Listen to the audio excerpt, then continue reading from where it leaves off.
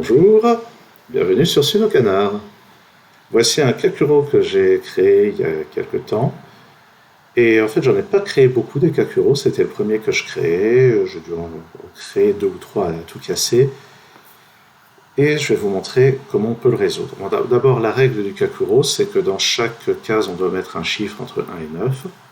Que dans chaque groupe, dans chaque alignement comme ceci, les chiffres doivent être tous différents, mais je précise bien un alignement pour des cases qui ne sont pas séparées par des cases noires. C'est-à-dire que donc les chiffres ici doivent être tous différents, ces trois-là doivent être tous différents, mais ce chiffre ici a tout à fait le droit d'être égal à celui-ci, d'après les règles du Kakuro. Voilà donc à peu près tout ce qu'il y a à savoir, si ce n'est que les chiffres que vous voyez dans la marge, c'est à chaque fois la somme des chiffres. Donc 38, c'est la somme de ces 7 chiffres, 21, c'est la somme de ces 3 chiffres, 16, c'est la somme de ces 3 chiffres, 10, c'est la somme de ces 3 chiffres, et voilà. Si vous avez vu ma vidéo sur Killer Sudoku, c'est un petit peu le même genre de calcul qu'on fait. C'est-à-dire par exemple ce 23 comme somme de 3 chiffres, on peut voir que la seule possibilité c'est 6 plus 8 plus 9. Si on trouve en ligne des tableaux de décomposition, mais pour ce qui est du 23, on peut le trouver par soi-même si on considère que le maximum, ça sera 7 plus 8 plus 9 qui fait 24. Donc pour arriver à 23, il faut qu'on retire 1 à un chiffre sans qu'il y ait de répétition. Et on voit que la seule possibilité, c'est de diminuer le 7 d'une unité. Maintenant, si on regarde les croisements, on peut voir que le 9, la nécessité, si on ajoute 3 chiffres, que celui-ci ne soit pas trop gros. Sachant que les deux chiffres qui l'entourent valent au minimum 1 plus 2, ça fait 3, ça vaut au maximum 6. Donc ça, c'est forcément un 6. Et ici, pour compléter à 14, ça va valoir 5 ou 6. Maintenant, pour compléter à 9, les deux autres chiffres valent forcément 1 et 2. Et ça, pour compléter, ça vaudra 5 ou 6 aussi. Regardons ce 7. 7, c'est un très petit score pour une somme de 3 chiffres. Le minimum 1 plus 2 plus 3, ça fait 6. Donc la seule manière de réaliser 7, c'est d'ajouter 1 à un de ces 3 chiffres. Et la seule manière, c'est de faire 1 plus 2 plus 4. Maintenant, ça croise ici une grosse somme. Et les deux chiffres qui entourent ici valent maximum 9 plus 8, c'est-à-dire 17. Donc ça vaut minimum 3. La seule valeur est donc le 4. La somme des deux autres chiffres, c'est 16. Et la seule possibilité, c'est de faire 7 plus 9. Maintenant, il y a encore le même type de logique. Là, on a 1 ou 2. Mais si on regarde les trois autres chiffres ici, la somme maximale, c'est 7 plus 8 plus 9, c'est-à-dire 24. Donc ça doit valoir minimum 2. Et maintenant, on doit faire 24 avec 3 chiffres, c'est donc forcément 7, 8 et 9.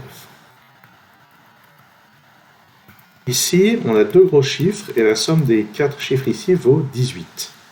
Si on regarde la somme minimale qu'on fait avec ça, ça va être avec 7 ici et 8 là, on arrive à 15.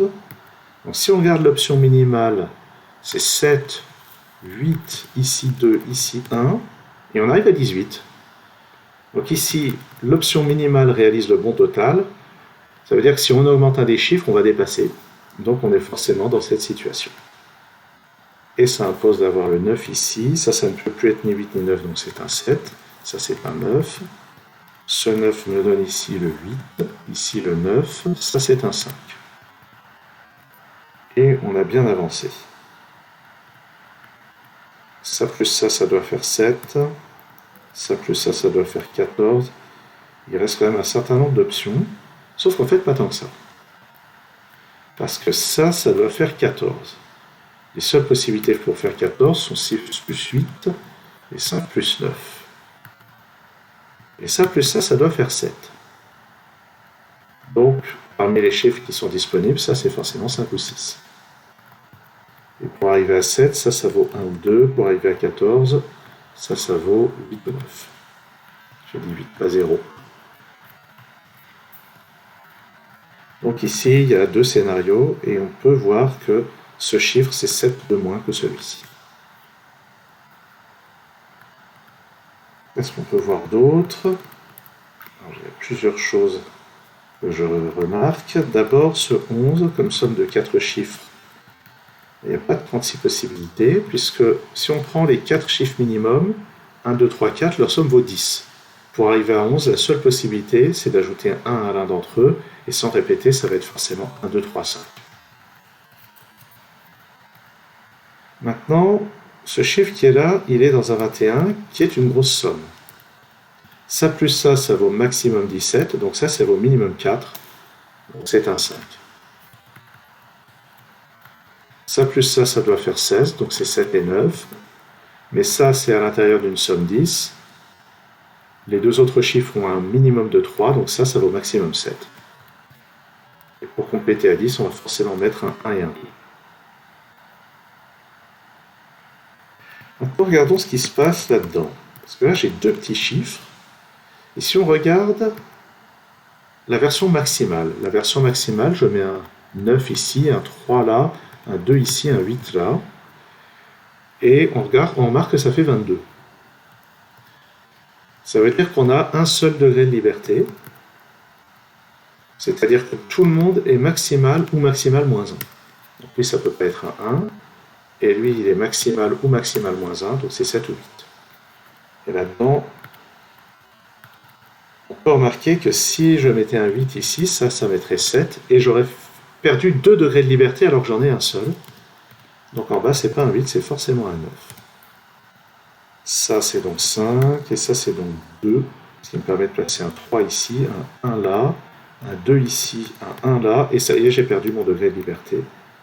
D'ailleurs, on peut compter, ça fait 13, donc on complète avec un 8 ici. Bon, alors, qu'est-ce qui nous arrive là-dedans? Est-ce que c'est le bon endroit pour regarder? Ou est-ce que c'est là? À mon avis, les 38... À mon avis, les grosses sommes, grosses au sens somme de 7 chiffres, il vaut mieux les garder pour la fin. Un petit détail près, qui est... Allez, on va commencer par celle-là. Alors, pourquoi? On a une somme de 7 chiffres qui nous est donnée, et ce qu'il faut savoir, c'est que la somme des chiffres de 1 à 9, c'est un nombre triangulaire qui vaut 45. Ça veut dire que là, pour arriver à 38, il nous manque un total de 7. Et il nous manque 2 cases, il nous manque 2 chiffres dont la somme vaut 7. Et comme le 1 et le 2 sont utilisés, les 2 chiffres les plus bas disponibles sont le 3 et le 4, et leur somme vaut 7. Donc forcément, les 2 chiffres qui manquent là-dedans sont le 3 et le 4, et ça veut dire que les 5 autres chiffres sont 5, 6, 7, 8, 9.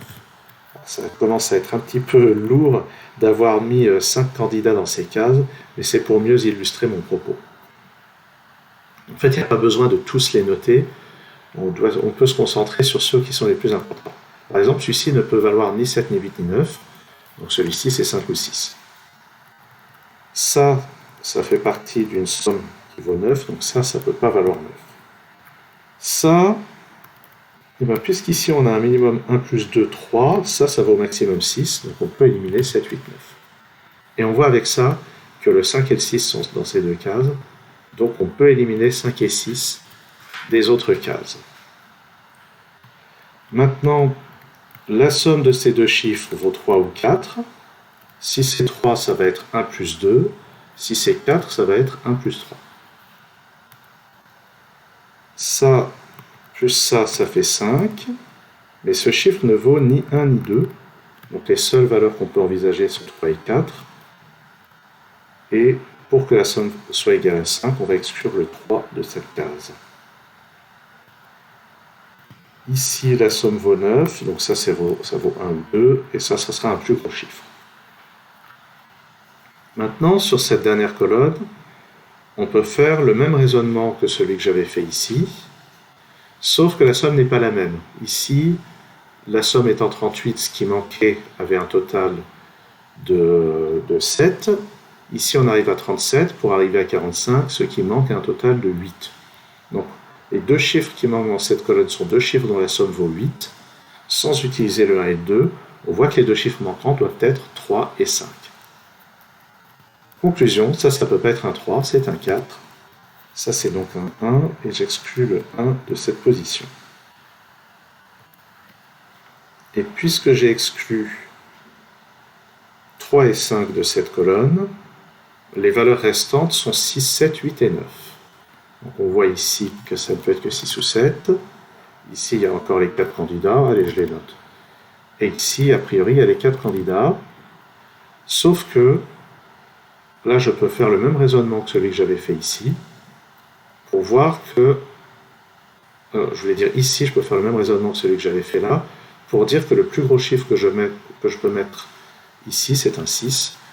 Donc ça, c'est forcément un 6. Ça me donne en haut le 7. Et ça exclut 6 et 7 des autres cases. Et puisque ça c'est 6, ça plus ça doit faire 3. Donc la seule possibilité c'est 2 plus 1. Ça me donne ici ce 8, ici ce 6. J'en déduis que ça c'est un 9 et ça un 8. Ça ne peut plus être qu'un 7. Et ça un 5 qui rebondit pour me donner ce 6, puis ce 1, puis ce 2. Et on a presque fini. Sur cette ligne, il nous faut 38. Alors soit j'additionne les 5 chiffres qui sont déjà placés, soit je fais le même raisonnement, il me manque 2 chiffres dont la somme vaut 7. Ah, sauf que ça, c'est pas décisif. Alors, comment on va faire? Ici aussi, il nous manque 2 chiffres dont la somme vaut 7.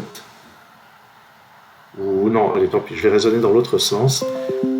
Les 5 chiffres qui sont déjà là, 9, 8, 7, 6, 5, on peut voir que leur somme vaut 35. Donc la somme des 2 chiffres restants doit valoir 3, c'est-à-dire 1 plus 2. Il y a déjà un 2 ici. Donc c'est un 1 là et un 2 là. Là-dedans, là j'ai 24, 29, 31, 32. Donc ça c'est un 6. Et voici le feu d'artifice. Ça conclut la résolution de ce Kakuro que j'ai créé il y a quelques temps. J'espère que ça vous a intéressé. Alors je ne vais pas vous promettre qu'il y a beaucoup de Kakuro, souvent du Kakuro sur Sudokanar. Mais si ça vous intéresse, je suis sûr que vous pouvez trouver du Kakuro à des tas d'endroits sur le web ou ailleurs. Merci d'avoir suivi cette vidéo et à très bientôt sur Sudokanar, je l'espère.